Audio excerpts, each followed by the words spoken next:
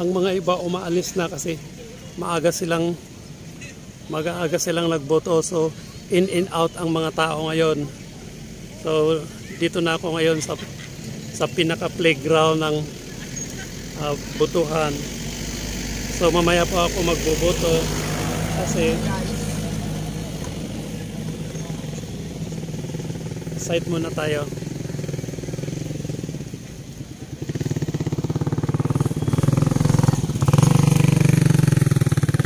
Ang dami nila, oh. Nagsialisan ng mga iba, papasok pa ang mga iba. So kung ikaw ay registered voters sa iyong sinasakupan, eto na ang karapatan mo. Eto na ang karapatan mo na bumoto. Dahil sabi nga nila, go out and exercise your rights to vote. So karamihan na ng mga tao, alam mo kahit mahaba ang pila, nagtitiis ang mga tao sa dahilan gusto lang nilang ma-exercise ang kanilang rights to vote. Maganda at nakisama ang tao ay ang panahon dahil hindi siya masyadong mainit. Kahit mahaba ang ng pila, nagtitiis ang mga tao. Ay, hello sir. Ang mga iba umaalis na po sila. Ang mga iba pumapasok. Ayun o, nag-in out po ang mga tao.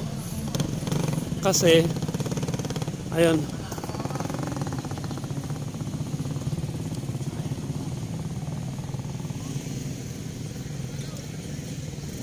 Ayan. So, magboboto rin sa Uncle Art mamaya. Tingnan lang natin yung ano nila. Kaunti na ang mga tao pero mamaya mga 8 to 9 dadagsahan na sa dahilan hindi pare-parehas po ang pagpasok ng mga tao kasi nag-start po ang voting ata is 7 to 3 PM mag-start pag ano po. Ito yung mga isa nating mga ano.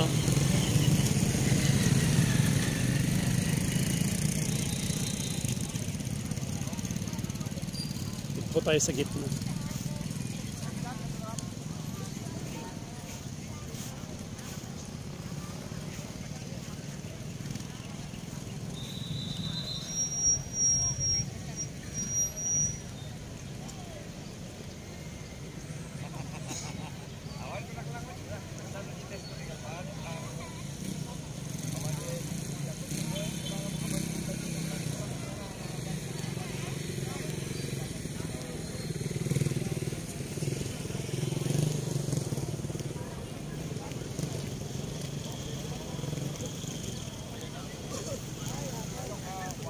Hindi tayo pwedeng mag-interview o magtanong sa mga tao na botante kasi bawal yon. To be fair, dito lang po tayo sa gitna, mag-o-observe lang po tayo. Ayan o, may umaalis na, may pumapasok na ng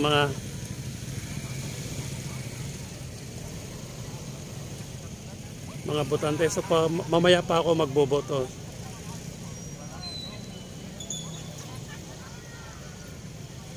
Marami ng sasakyan na nakapasok po dito sa loob.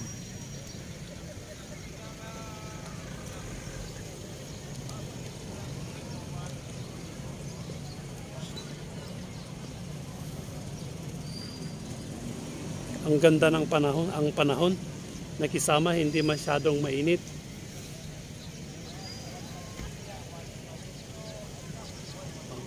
May nakita ko dito umahaba ang pila oh. Pero nagtitiis ang mga tao na pipila dahil gusto lang nilang ma-exercise ang kanilang rights to vote. So, observe lang muna tayo dito.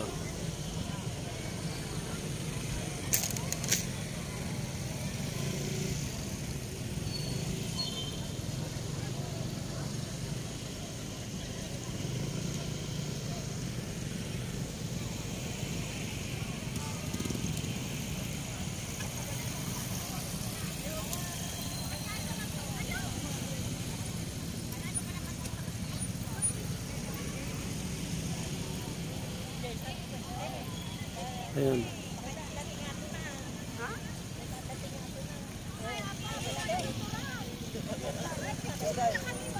Ay sige. Ba, late kayo late kayo na pumasok.